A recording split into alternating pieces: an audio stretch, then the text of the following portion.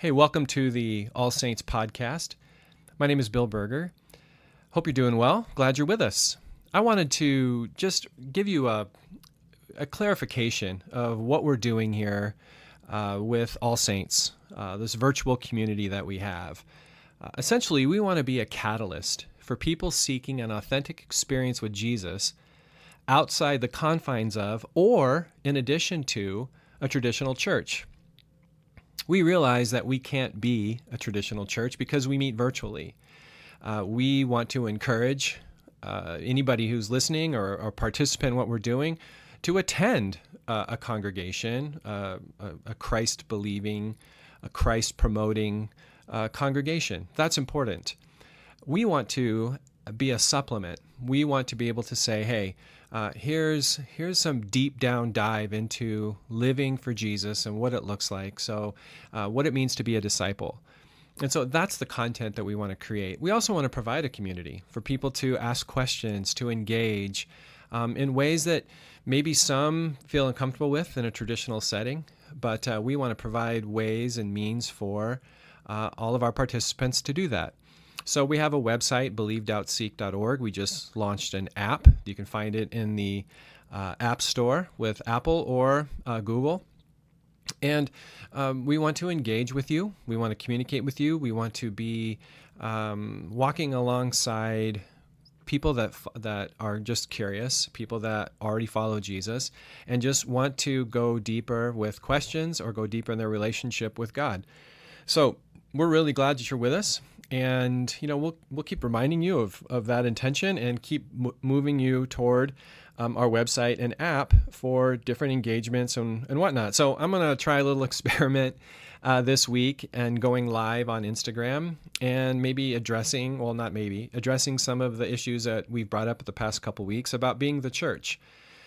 And so this week we are looking at the church, and we're going to look into spiritual growth. So when you look at Acts chapter 2, verses 42 through 47, you see something really dynamic going on with this early church that's forming.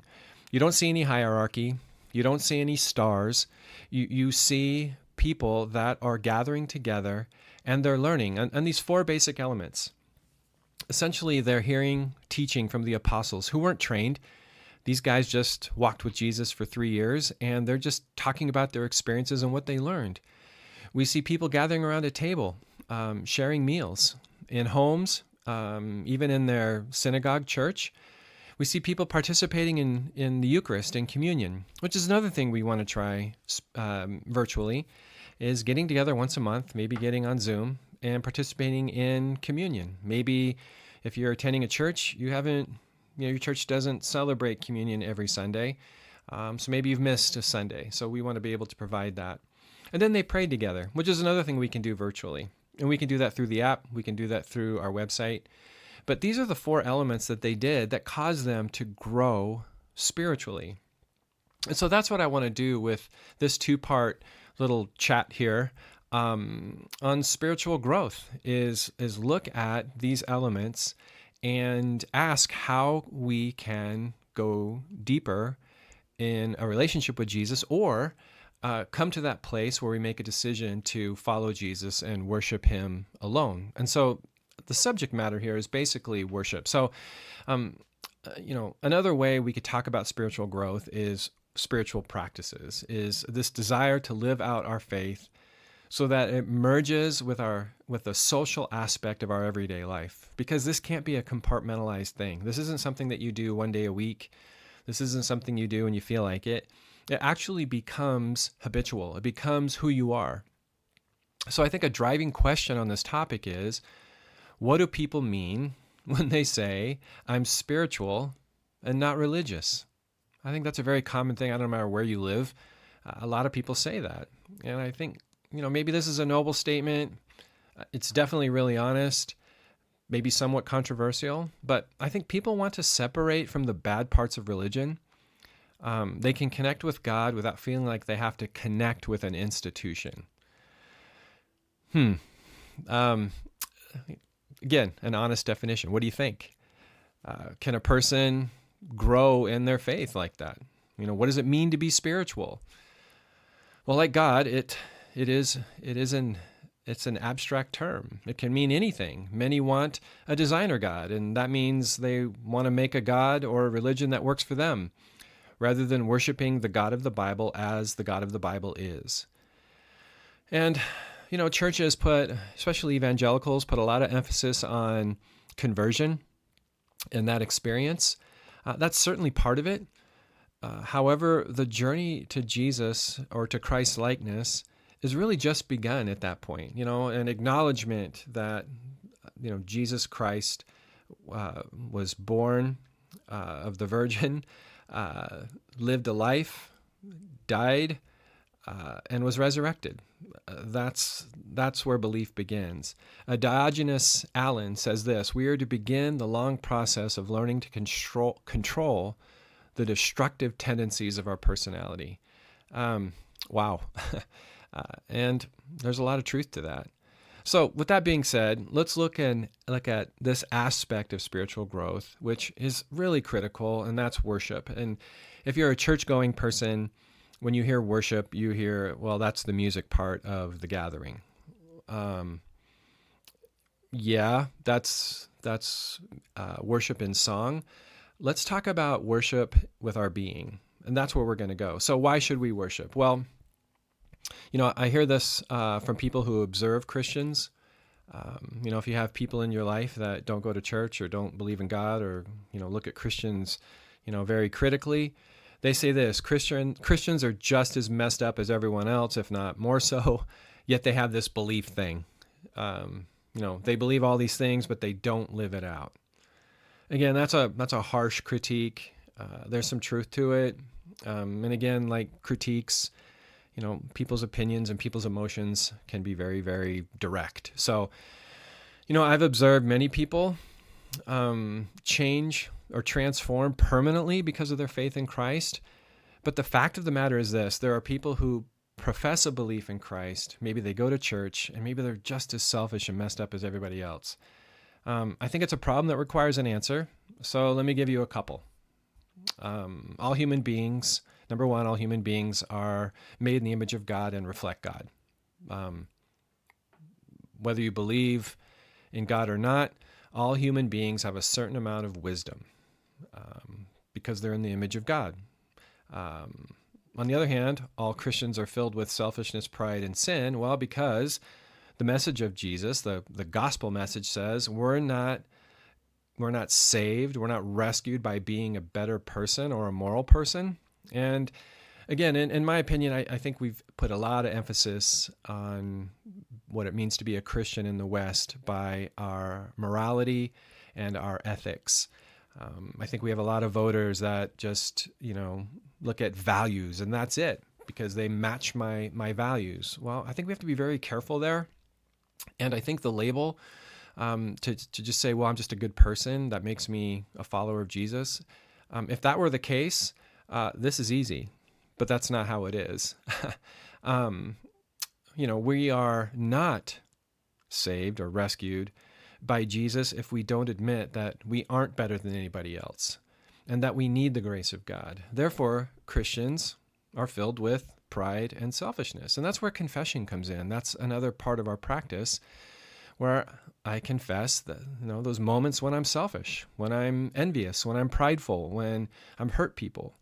And so, the differences, from that, are really profound. So I think that's one, that we're all made in the image of God and we all have things going on that we just need God to transform.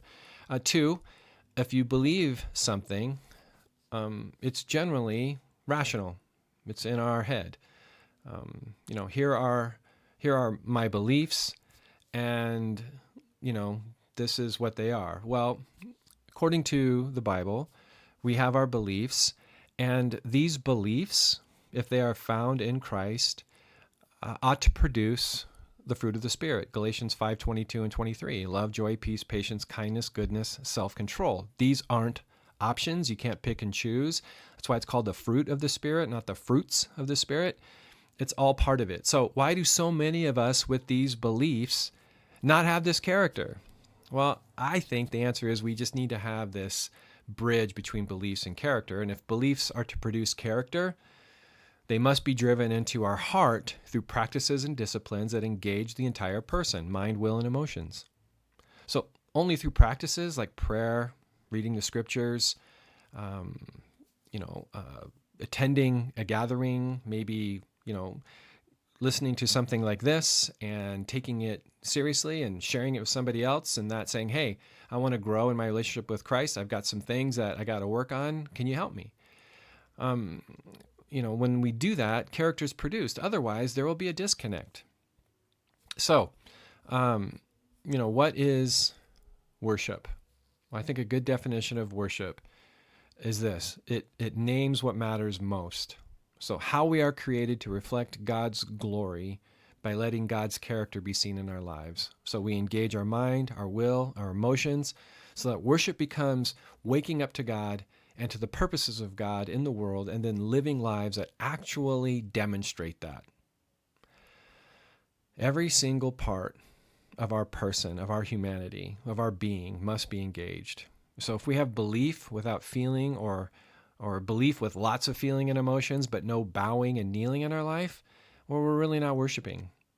If you have great feelings, but they don't change you, week after week, you're just as grumpy, selfish, and harsh as ever, well, that's not worship either. Worship is giving ultimate value. So in Psalm 95, there's a clue, or a key that triggers real worship. And I love the Psalms, and Psalm 95 is just beautiful and profound and very helpful. So let me read the first couple verses here in Psalm 95, and they go like this. Come, let us sing for joy to the Lord. Let us shout aloud to the rock of our salvation. Let us come before him with thanksgiving and extol him with music and song. And then verses 6 and 7, come, let us bow down and worship. Let us kneel before the Lord our God, our Maker, for he is our God. We are the people of his pasture, the flock under his care. The psalmist is thinking and treasuring and contemplating the greatness of God until our whole being explodes with joy and our life changes permanently. That's worship. That's giving ultimate value to God. Everybody, whether they think so or not, must give value to something because they must live for something, a career, kids, lover, family. And if I have that, then my life is worth something. Then I am worth something. And that word worship means worth shaped, to be shaped by the worth of something, to look at something and be shaped by it. Whatever that thing is, that's your God. And if you think about it, what is the one thing you really value most? You need to ask yourself that and be brutally honest. Write it down. Just be honest. Let yourself see it. Let yourself say it. And then confess it if you follow Christ. Maybe the problem is there is something being worshipped that is above God. If you break up with somebody, if you have a financial reversal, if you're sick, if something happens to your kids, or something goes wrong with your spouse, keeping God as the ultimate value will be hard, but if something like that happens, it won't devastate you. So if you want transformation, we have to change what we worship. All right, we'll stop there for now. We'll pick this up later in the week. But I want to ask, or just say, we're going to try something. If you're hearing us, we're going to go live on Instagram this Wednesday night at 7 p.m. Pacific Standard Time, and maybe do a question and answer and see what happens, see what it looks like. So you'll see us on All Saints Church Instagram. Follow us there and jump on. Other than that, check out our website, download the app, ASC, on Google or Apple, and look forward to having you be a part of what we're doing. All right. Take care. Bye-bye.